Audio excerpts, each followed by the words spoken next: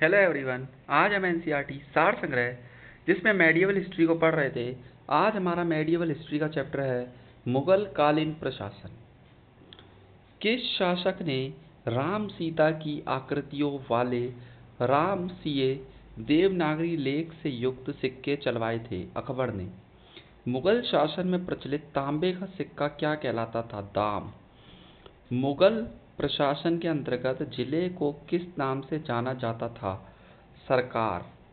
मध्यकाल में बटाई शब्द का अर्थ क्या था? लगान निर्धारण की विधि।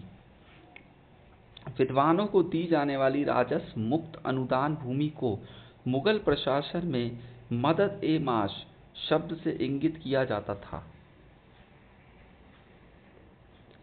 दिल्ली का वह शिक्षा केंद्र जो मदरसा ए बेगम कहलाता था, किसके द्वारा स्थापित किया गया था? महाम अन्नगा द्वारा। मुगल कालीन भारत में राज्य की आय का प्रमुख स्रोत क्या था? भू राजस्व। किस मुगल सम्राट ने तंबाकू के प्रयोग पर प्रतिबंध लगाया था? जहांगीर। किस विदेशी यात्री को मुगल सेना में किसे चिकित्सक नियुक्त किया गया था? निकोलाउ मनुची को। मुगल काल में सेना का प्रधान कौन था? मीर बख्शी। मनसबदारी प्रथा। संस्थापक अकबर।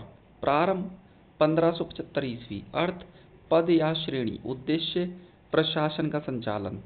अकबर की मनसबदारी व्यवस्था किस पर आधारित थी? मंगोलों की दशमलव पद्धति पर। मुगल काल में राज्य अधिकारियों को वेतन के रूप में जो भू राजस्व आवंटित किया जाता था उसे क्या कहा जाता था? जागीर। मनसबदारी के संदर्भ में दुअस्पा जिनके पास 2 घोड़े तथा सिंहस्पा जिनके पास 3 घोड़े व्यवस्था को लागू करने वाला मुगल शासक कौन था? जहांगीर। जात किसी मनसबदार के व्यक्तिगत वेतन और उसके दर्जे का सूचक था और सवार उसके द्वारा रखे जाने वाले घुड़सवारों की संख्या का सूचक था।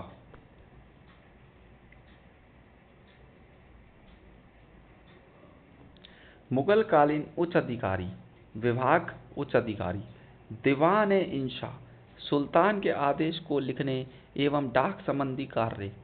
दीवान ए वजारत लगान अर्थव्यवस्था राज्य के आय व्यय मंत्रियों के कार्यों की देखरेख आदि। दीवान ए कजा न्याय विभाग। काजी उल कुजात। दीवान ए बरीद गुप्तचर विभाग। बरीद ए मुमालिक के अधीन।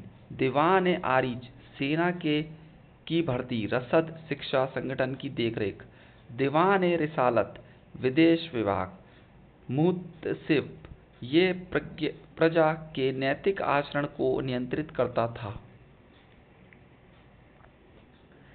वाकिया नवीस ये समाचार लेखक होता था।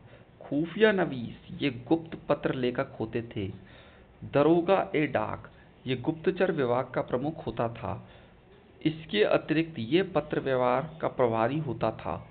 दीवान ए तन यह वेतन और जागीरों से संबंधित मामलों का निपटारा करता था। मीर आतिश ये शाही तोप खाने का प्रधान था। मीर ए बहर ये जल सेना का प्रधान होता था। हरकारा ये जासूस एवं संदेशवाहक दोनों होते थे। विथिकिची अकबर ने अपने शासनकाल के 19वें वर्ष दरबार की सभी घटनाओं व खबरों को लिखने हेतु इनकी नियुक्ति की थी। मुशर्रिफ ये राज्य की आय व्यय का लेखा जोखा रखता था। नाजिर ए ब्यूतात ये शाही कारखानों का अधीक्षक होता था। मुगल मिश्रित सैनिक टुकड़ियों में ईरानी, तुरानी, मुगल, भारतीय, अफगान, मुसलमान समान संख्या में रखने की व्यवस्था थी।